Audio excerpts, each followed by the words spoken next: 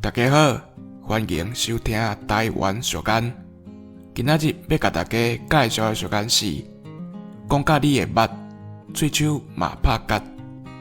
这句话的话意是讲，代志若要讲好清、讲好明，喙手嘛当甲挺好拍角啦。